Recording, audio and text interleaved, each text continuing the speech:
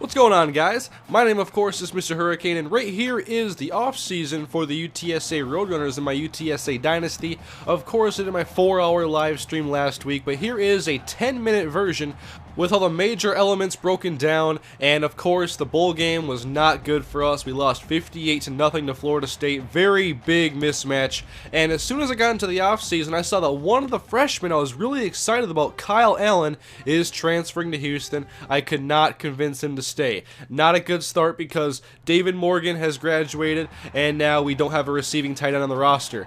And so, nobody for UTSA ended up going pro, but I looked around the league and there were guys like Braxton Miller, Sammy Watkins, Jadeveon Clowney, everybody's favorite defensive end right now, my own included. And so, at this point I had 7 guys already committed, but I was worried about the 24 seniors that were going to leave. I was doing a lot of recruiting because I had to fill in 24 spots, and I'd rather I fill those in myself rather than have walk-ons. So, of course, one of the big parts I wanted was Chris Washington. I worked really hard on outside linebacker recruiting, and it was looking to pay off with 4 soft commits, or 3 soft commits, a hard commit, and then Chris Washington was very close. And also, this was the one receiver I really wanted this year, Darren Rose, who I think can be a slot receiver replacement for Kenny Harrison after he graduates this season. And then, because Kyle Allen decided to go off to Houston, one of our conference rivals, we have to work on looking at a tight end. And Oliver Carter did not have great attributes. He did not appear to be a receiving tight end, but hopefully I can make him work because there's not a lot of options left for me. Donnie Williams was a pass rusher I was looking for. He was a gem prospect of +8. And then here is Bobby Williams, who we were calling Bobby Wagner because, of course, his name was Bobby, and he had speed at the middle linebacker position. And I love speed in my linebacker core. Those guys have always done well for me. Dominic Carter, of course, burst onto the scene. And now we transition to week 2 in the recruiting. We got Chris Washington. We got Willie Kelly. We got Darren Rose. We have a solid core group of recruits this year coming into UTSA. I was really excited. And then I had to go look at some more outside linebacker help. I didn't want to go overboard, though, because I didn't want to end up having to have so much depth in some areas and not enough in other areas, because I didn't want to waste all my scholarships on the same position. So I made a decision to go with Cedric Parker over Josh Johnson, and Parker committed, and I took Josh Johnson off of my board.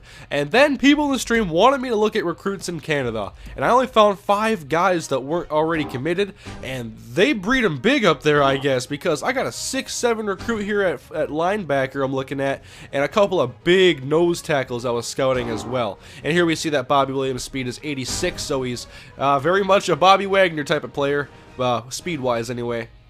And here is a receiver from Canada, Chris Woods, has decent speed, okay route running. And then I was really looking at these big boys, though, these nose tackles in the middle, because as I was revealing in the stream, I had plans to switch to a multiple hybrid style defense, focusing on 3-4 and 4-3 fronts, and so I wanted some big nose tackles to develop. Now, I needed tight end help, like I said before. Kyle Allen's gone, so Willis McGee, 82 speed, good ratings, 6'8".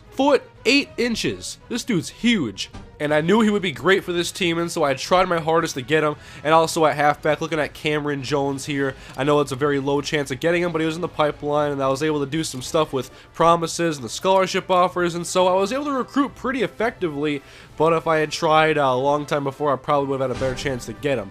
Chris Woods, more scouting here, don't find a whole lot about him, but I really wanted Willis McGee. He could be a big part of this offense, I thought. And also Larry Payne, this nose tackle from Ottawa, and he's one of the better defensive tackle prospects I've gotten to recruit. Most guys have like 60s for most of their key ratings, like power moves and stuff like that. But then we transitioned to the end of recruiting, and I got a bunch of guys I never even wanted. I'm assuming that most of those players that I wanted ended up going to other schools, like Breedlove went to Minnesota, and Cameron Jones went to Oklahoma. Then at tight end, Willis McGee decided he's going to be a Badger and not a Roadrunner. So, a recruiting class was finalized. Some guys I didn't want ended up being placed on there, like Bob Young, a quarterback prospect from Alabama, I think. And, oh, don't fret about these ratings right here. These ratings are not updated, so the progression has not been added yet for the players. So Evan Newton is not a 67 overall. This is just a look at the roster right now and how it's going to look with the new freshman on the depth charter on this roster anyway. And I had to change a couple of positions because I had like 5 guys at one outside linebacker position, like 2 at another. So I just made it even there so we could have Brandon Ford start on the right side. That's my plan for a long time now. He and Chris Washington, as Cody Rogers and John Walker both have graduated now. And so I think I counted during the stream, it was like 16 or 17 starters have actually graduated, so it's going to be a challenge. But here is the training results. Evan Newton up to a 72 overall, his speed goes up. Anthony Banks is up as well. That's good because he's likely going to be the feature back this year. Tim Whitaker, Randy Jones, Kenny Harrison, those are the big guys to watch out for this year, including true freshman Darren Rose, who is not getting the red shirt. At tight end, I'm still a little concerned, and I'm not sure how much better our offensive line is going to be. A lot of youth there, and a lot of guys who aren't fully developed, so no high outstanding tackles or anything like that, but hopefully it's better than last year and years prior. Andre Ross, Kellen Thomas, Anthony Allen, those guys lead the way on the defensive line, and Anthony Allen is actually the only 80 overall rated player in this team now. Dominic Carter, he goes up +4, +1 on the speed. He was big last year in the defense, and he's going to start this year. He's one of my favorite players now in this series. And Kyle Nichols will take over as a #1 corner. Mike Butler starts at free safety. And Dallas Johnson, a guy who I redshirted last year, I was really excited about this year, could have an opportunity to get some playing time early. So that is the roster right now, and it's a lot of guys now in the mid to high 70s and only 1 guy in the 80s, so we got to break that threshold soon if we want to be a contender for anything higher than losing in the Armed Forces Bowl 58-0. So now I had to go through and redshirt, and we're going to redshirt Bob Young, as I really didn't want him in the first place, and Kenny Brooks, who didn't appear to be a very special running back. Chris Woods, we got him from Canada, so he's going to be red-shirted, and Darren Rose, of course, will not. Oliver Carter, he is not going to get the red shirt because I'm not sure what I want to do with tight end right now. And by the way, I only had to cut 1 guy off the roster because so many guys graduated. I entered the year with 71 players, and I had to only make it to 70, so I cut 1 player. And I probably should have cut Michael Hayden because who wants a 41 overall middle linebacker? Come on, man.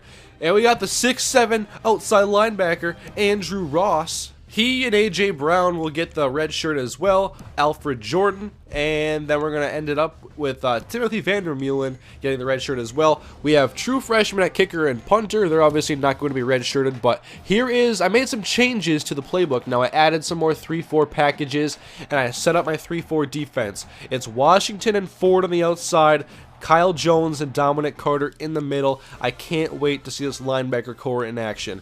On the 4-3 side of things, Dominic Carter will still start over Kyle Jones until further notice.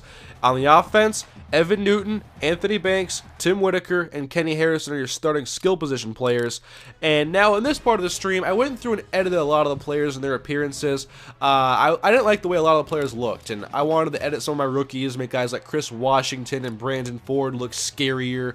So I like what I did with them. Gave Chris Washington, of course, the visor, and gave him some rubber pads and some tape fingers, how to make him look pretty badass. And then Kyle Jones as well. I think he looks a lot like Brian Urlacher, actually, if you look at him.